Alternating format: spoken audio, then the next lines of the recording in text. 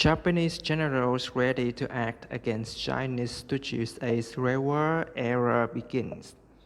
The Japanese military is ready to act against Khazarian Zionist stooges now that the new war era has officially begun, according to several generals who contacted the White Dragon Society.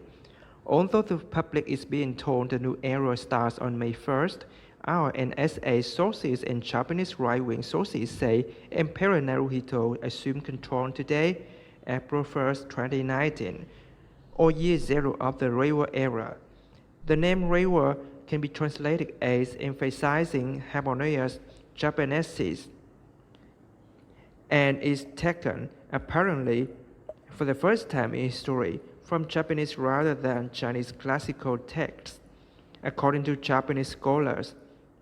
This choice was inspired in part as a reaction to attempts by the Khazarian mafia to sell out Japan to the Chinese in exchange for protection, Japanese right-wing sources say. Khazarian mafia agents like Richard Armitage, Michael Greenberg, and Gerald Curtis have been stripped of their role as Japan handlers as a part of the start of a new era, say Japanese right-wing sources close to the emperor.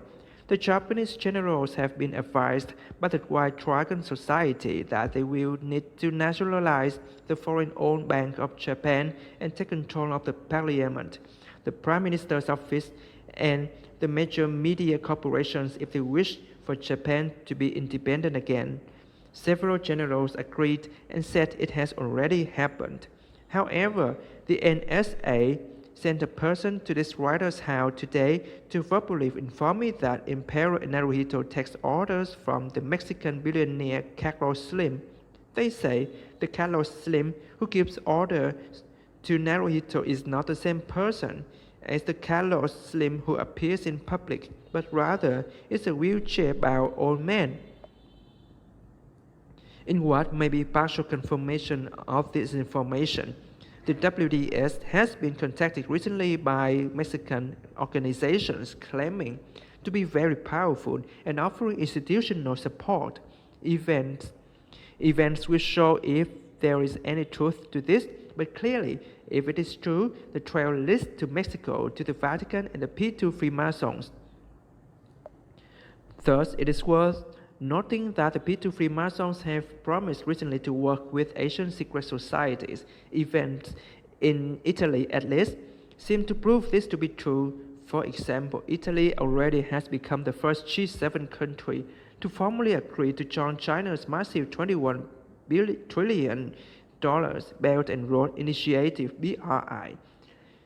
Italian sources say their decision has made it inevitable that the other G7 countries will follow and join the BRI.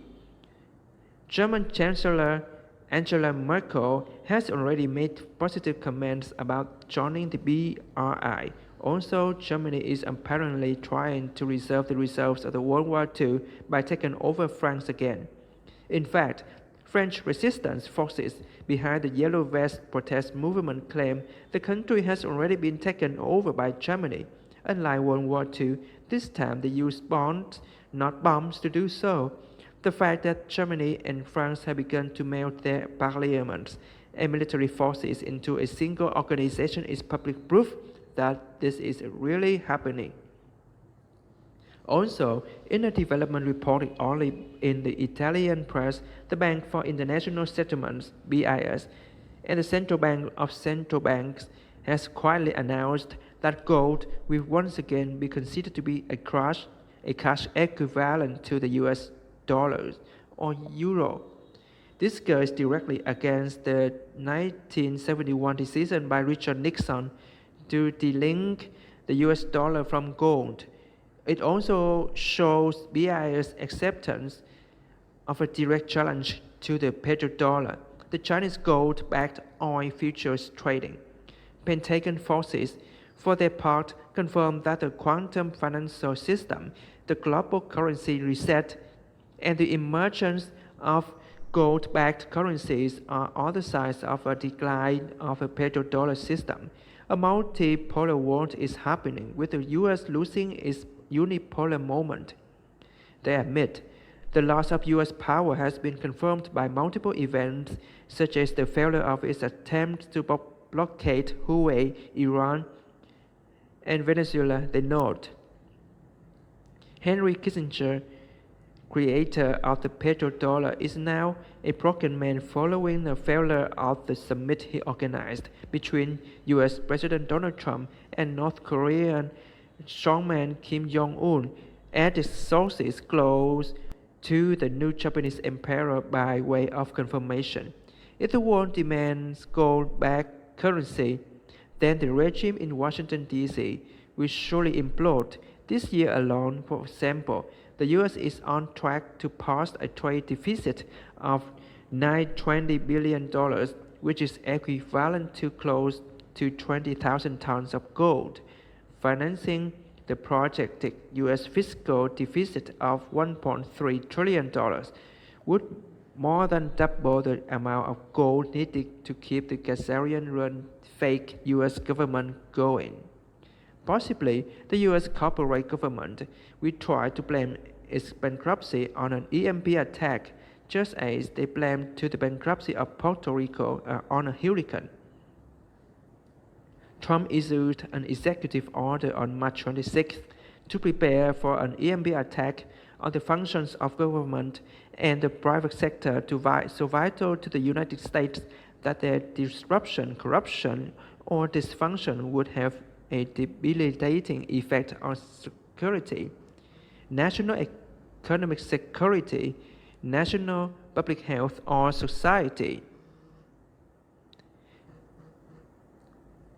The threat by Trump to close the U.S. border also may be an attempt to create a crisis to blame for the results of government bankruptcy, CIA sources warn. The Gazarian mafia is still trying anything and everything in its power to prevent the bankruptcy of Washington, D.C. by getting its hands on vast sums of gold. The failed attempt by the Rothschilds to use a fake Neil Keenan to try to convert bonds into 91,173 tons of gold was an example we reported last week. Now, the Gazarian mob is trying to take over Indonesia using a clone of the Venezuelan slave Juan Guaido, CIA sources in Indonesia say. The Gazarian plan is to back a veteran Indonesian politician by the name of Prabowo Subianto, along with his charismatic vice presidential candidate Sandiaga Uno, they say.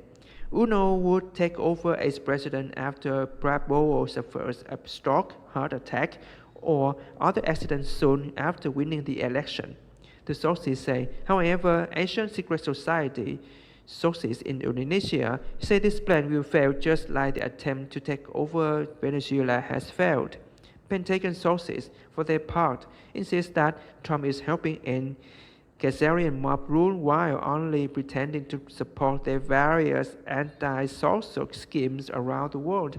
They say Trump waited until the Mueller report was released to recognize Israeli control over the Golan Heights. The real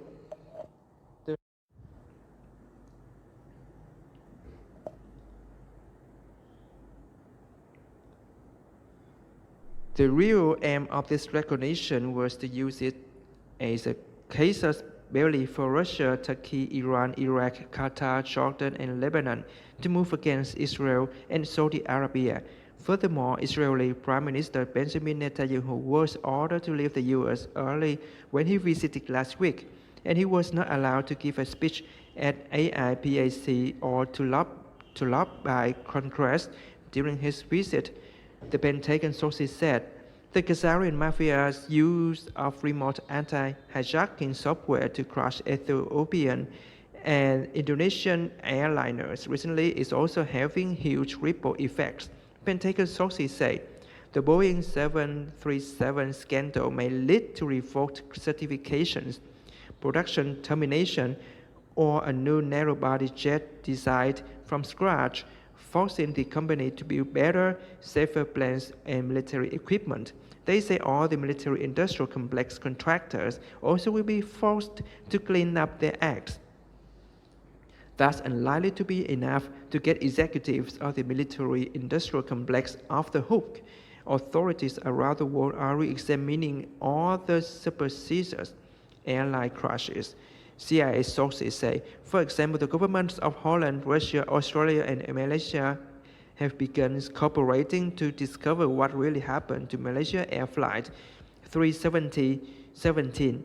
Furthermore, a British laboratory has found traces of explosives on pieces of a jet that crashed in 2010, killing most of the Polish government. This means many EU and Russian government officials may be tried soon for mass murder. The other airline crashes has also a strategic impact. The Malaysian airline Flight 317 crash killed Fairchild semiconductor researchers on their way to China. The Lion Air crash killed 30 Indonesian central bankers, and the Ethiopian air crash killed 19 UN workers. Then, of course, let us not forget the results of September 11th. The wheels of justice are grinding steadily towards the Kazarian mafia bosses who ordered these crashes. The fact that these investigations are allowed to take place at all is proof the Kazarian mafia has lost power at a very fundamental level. When historians look back at these events, they will probably describe it like the fall of Babylon, the biggest historical event in thousands of years. It may even end up being so big that the West and not Japan will have to name a new era to replace Anno Domini because the hidden Roman emperors no longer dominate. The Babylonian debt slavery system is imploding.